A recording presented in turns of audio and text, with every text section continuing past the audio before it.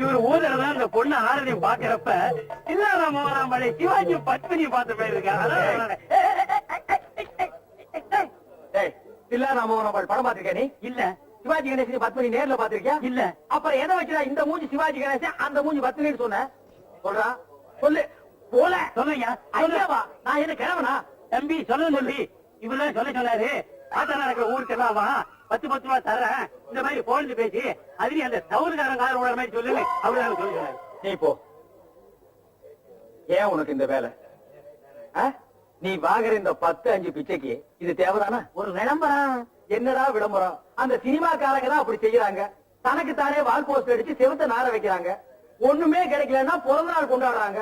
அதாவது 33 வயசுக்கு மேல போறாங்கன்னா போக மாட்டாங்கிறாங்க. அதே 33 தான் நிக்கிறாங்க. இவனுக்கு தான் பிறந்தாங்களா இந்தியாவுல? நம்ம எல்லாம் தேவையில்லாம அனாவசியமா பிறந்துட்டுமா? ஏய் அவங்க கூட சேர்ந்து நீ எப்படி பெரிய இது மாதிரி சொல்லு. கொஞ்சம் சும்மா இருங்க. என்ன திருவாரூர் பாட்டியில கூப்பிட்டாங்க, பொன்னமராவதி பாட்டியில கூப்பிட்டாங்க, அவ்வளவு காரக்குடி பாட்டியில கூட கூப்பிட்டாங்க. அங்கெல்லாம் போகாம என் கிறகம் இந்த கனவு கும்பல்ல மாட்டிக்கிட்டேன்.